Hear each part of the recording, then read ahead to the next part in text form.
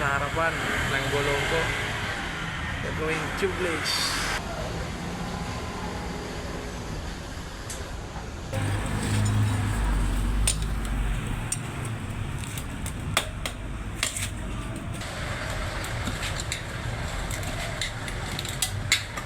Ganon pa rin ang material niya, no?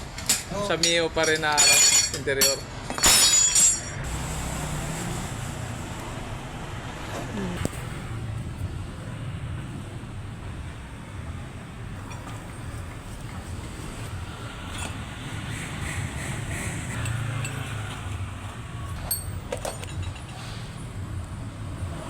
Yung tire Bosch, no?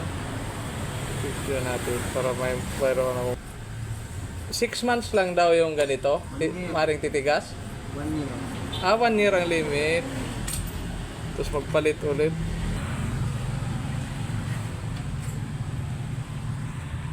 Ganon pa rin, 500. Basbasan mo pa rin, no? Ha? Yung hindi napuputas.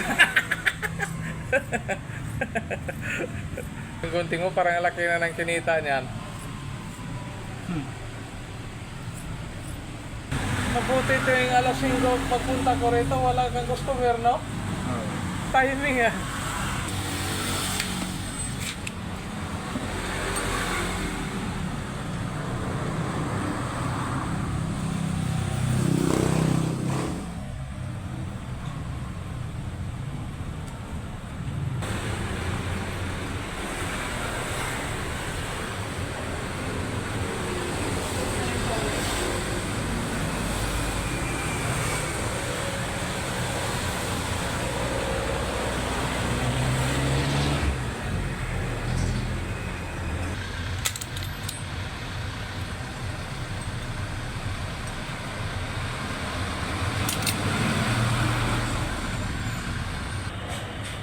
May nakita akong comment sa mga nagpapagawa ng ganito na pag nalubak daw ng malalim, mabilis daw to bumigay.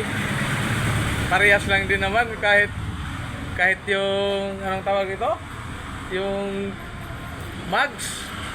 Hindi pag nalubak yun, pag nabingkong, singaw pa rin eh. Parehas lang. Ingat-ingat lang talaga. Malangit.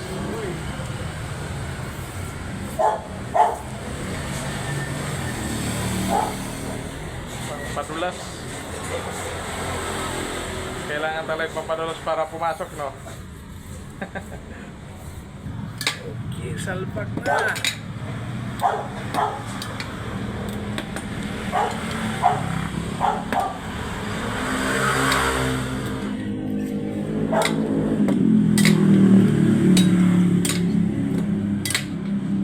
Master talaga itong bata na to. Anong pangalan mo, pre?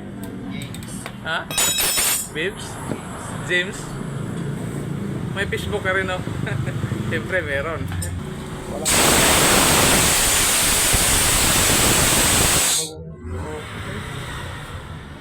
Tanginan muna bago lagyan ng sila.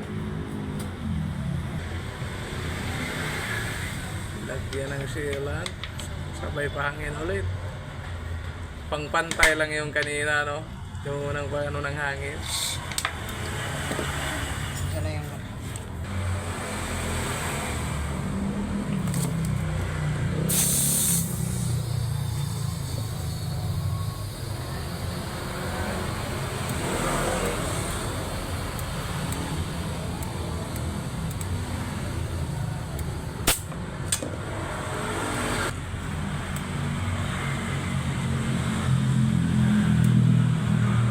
Bilis na.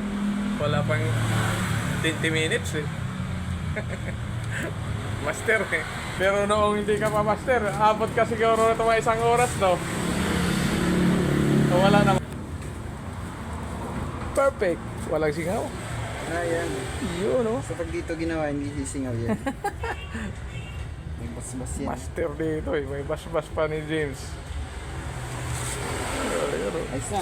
Hindi pa nagpagawa sa unahan. Yung likuran pa na yung isa eh. Yan likod. Bumigay.